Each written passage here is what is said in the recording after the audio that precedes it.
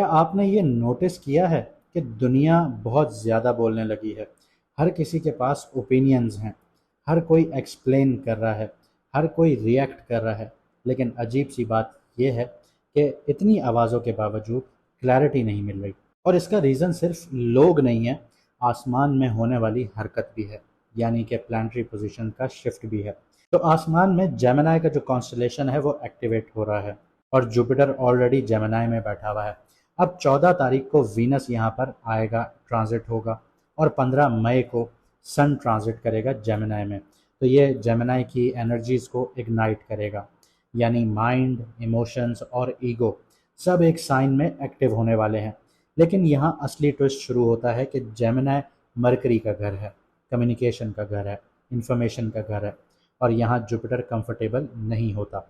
Jupiter retrograde था, retrograde के बाद डायरेक्ट हुआ, आपको पॉजिटिव रिजल्ट देते देते रोक देता है, 99% पर लेके जाके आपके काम रोक देता है। तो ये जुपिटर की थोड़ी सी नेगेटिविटी है जेमिनी में होने की वजह से। और यहाँ जुपिटर, जैसे मैंने आपको बताया, कि कंफर्टेबल नहीं होता, क्योंकि जुपिटर जो है वो विजडम का प्लैनेट है और जेमिनी जो है वो एंडलेस इन्फॉर्मेशन है। यानी जो जुपिटर है इस वक्त एक ऐसी जगह पर फंसा हुआ है जहाँ सच और शोर मिक्स हो चुके हैं। लोग ज़्यादा बोलेंगे, कम समझेंगे, रिलेशनशिप मिक्स सिग्नल्स देंगे, ओवर थिंकिंग करेंगे। लोग इमोशनली अवेलेबल नहीं होंगे लेकिन अटेंशन ढूंढेंगे। वीनस जेमिनी में जब आएगा तो ये अट्रैक्शन को फास्ट करेगा लेकिन डेप्थ को अनस्टेबल कर देगा, यानी रिश्तों में गहराइयाँ नहीं होंगी। सन जेमिनी में ईगो को वर्ड्स देगा, यानी ईगो जो होगी वो फ्लेयर करेगी, लेकिन साथ ही आर्ग्यूमेंट्स, इम्पल्सिव ओपिनियंस और मेंटल रेस्टलेसनेस भी बढ़ाएगा। लेकिन सबसे खतरनाक पॉइंट ये है कि इन सब प्लैनेट्स की जो सातवीं नज़र है वो सीधा सीधा सजिटेरियस पर पड़ रही है, यानी जेमिनी जो है वो इन्फॉर्मेशन है और सजिटेरियस जो है वो एक सच है। तो अब जो एक जंग होगी वो सिर्फ रिलेशनशिप्स की नहीं होगी, आपके बिलीफ सिस्टम्स की भी होगी।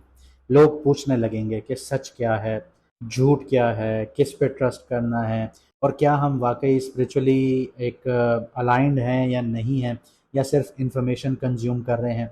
तो इस तरह की बातें चलेंगी। ये ट्रांजिट दुनिया को मेंटली हाइपर एक्टिव कर देगा लेकिन स्पिरिचुअली एक्सपोज भी करेगा। और फिर 2 जून के बाद जब जुपिटर जो है जेमिनी से निकल कर कैंसर में एंटर करेगा, यानी अपनी एग्जॉल्टेड पोजीशन पर आएगा, यानी शर्फ में आएगा, तो यहाँ पे जो कन्फ्यूजन बिल्ड हो रही होगी वो जून के बाद चीज़ें इमोशनल क्लैरिटी में कन्वर्ट होना शुरू हो जाएंगी। तो अगले कुछ हफ्ते मजाक बिल्कुल भी नहीं होगा, एक मैसेज रिलेशनशिप बना सकता है, एक स्टेटमेंट कंट्रोवर्सीज क्रिएट कर सकता है, और एक सच पूरी ज़िंदगी बदल सकता है। मैं हूं इरफान और आप देख रहे हैं सितारों का सफ़र। आइए शुरू करते हैं कि जो सन और वीनस का ट्रांजिट है ये आपकी कुंडली पर क्या इम्पैक्ट लेकर आ रहा है। इसके साथ साथ ये बताता चलूँ कि जिन लोगों ने अपना मून साइन जानना है वो कमेंट सेक्शन में अपनी ओरिजिनल डेट ऑफ बर्थ लिख दें, आपको आपका मून साइन बता दिया जाएगा। और जो लोग डायरेक्शन हासिल नहीं कर पा रहे, जिनको समझ में नहीं आ रहा ज़िंदगी किस तरफ लेके जानी है, घर के मसले हो रहे हैं, घर के इश्यूज ख़त्म नहीं हो रहे, पैसा एक हाथ से आ रहा है दूसरे हाथ से जा रहा है, एक्सपेंसेस बढ़ चुके हैं, आपके दोस्त यार आपको डिच कर रहे हैं, बहन भाइयों से आपको वफा नहीं मिल रही, तो आप लोगों की स्क्रीन पर व्हाट्सएप का नंबर आ रहा होगा, मैसेज करके अपना अपॉइंटमेंट बुक करवा लीजिए, ताकि आपकी ज़िंदगी के जो इश्यूज़ हैं आपको एक क्लियर पाथ की तरह सामने नज़र आना शुरू हो और आप उनका हल ढूंढ के आगे बढ़ सकें। आइए जानते हैं कि आपकी कुंडली का इम्पैक्ट क्या है सन और वीनस के ट्रांजिट पर। तो अगर आपका मून साइन एक्वेरियस है, यानी कुंभ राशि है, यानी कि बुर्ज दिल्लो है, तो अब ज़िंदगी आपसे सिर्फ लॉजिक नहीं मांगेगी, दिल की आवाज़ भी सुनने को कह रही है। एक्वेरियस, आपके लिए ट्रांजिट जो है बहुत क्रिएटिव, इमोशनल और कार्मिक होने वाला है, क्योंकि जेमिनी आपका 5th हाउस है और आपका टॉरस जो है आपका 4th हाउस है। तो सन आपके 4th हाउस में और वीनस आपके 5th हाउस में ट्रांजिट हो रहा है। और वैदिक एस्ट्रोलॉजी में जो 5th हाउस है वो creativity, love, self expression, passion, बच्चे, इंटेलिजेंस, रिस्क टेकिंग और अंदर से इंसान जो खुश होता है वो आपका 5th हाउस है।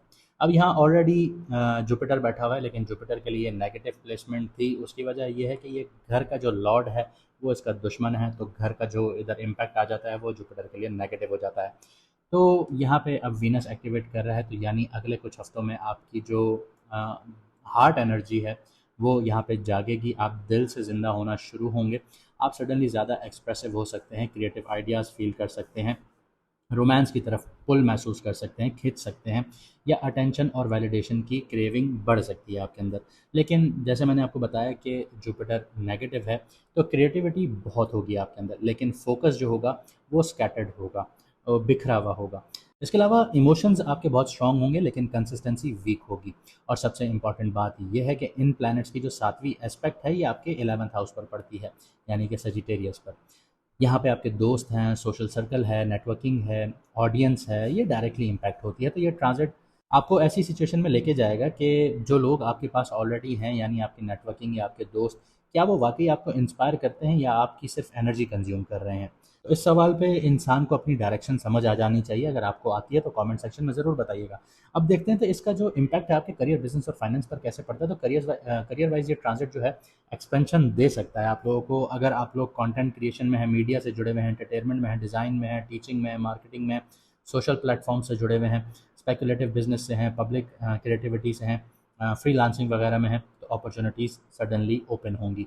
आपको ऑडियंस ग्रोथ मिलेगी, रिकॉग्निशन मिलेंगे, कोलैबोरेशंस मिलेंगी, या क्रिएटिव ब्रेक थ्रू मिल सकते हैं।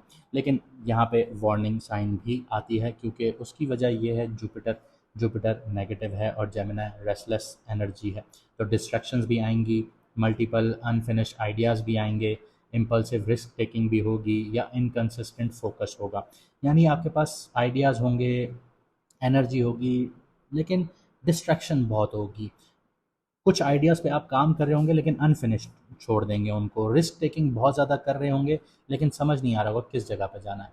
तो यहाँ पे स्पॉटलाइट की तरफ आप जाएँगे, वीनस अट्रैक्शन और पॉपुलैरिटी आप लोगों को देगा, और जुपिटर जो है वो ओवर एक्सपेंशन क्रिएट करेगा। चाहे अब आप इसको पॉजिटिव वे में लेके जाएँ या नेगेटिव वे में लेके जाएँ, आप डिस्ट्रैक्शन की तरफ लेके जाएँ तो वो उसको एक्सपेंड करेगा, या आप उसको एक फ़ोकस अपनी गोल की तरफ लेके जाएँ तो वो उसको एक्सपेंड करेगा। तो फाइनेंशियली यहाँ पे आप लोगों को जो मुनाफे हैं वो मिलेंगे, लेकिन स्पेकुलेटिव डिसीजंस जो हैं वो केयरफुली आप लोगों को हैंडल करने हैं।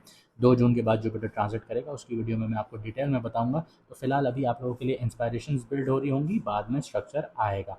आगे बढ़ते हैं, रिलेशनशिप्स, मैरिड और सिंगल लोगों की बात करते हैं। तो यहाँ रोमांटिक एनर्जी बहुत ज़्यादा एक्टिव हो जाती है। सिंगल्स के लिए एक्साइटिंग अट्रैक्शंस आ सकते हैं, ऑनलाइन केमिस्ट्री बिल्ड हो सकती है, दोस्त आपके लवर में कन्वर्ट हो सकते हैं, या किसी विटी इंटेलिजेंट पर्सन के साथ आप लोगों का कनेक्शन बन सकता है। और ऑनेस्टली एक्वेरियस इस वक्त इमोशनली ज़्यादा एक्सप्रेसिव लग सकते हैं, जैसे वो पहले नहीं थे।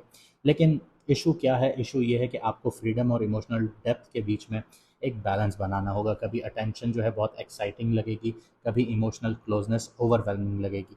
मैरिड एक्वेरियस लोगों की बात की जाए तो रिलेशनशिप में आप लोगों के लिए फ़न और कम्युनिकेशन जो है वो इम्पॉर्टेंट होंगी।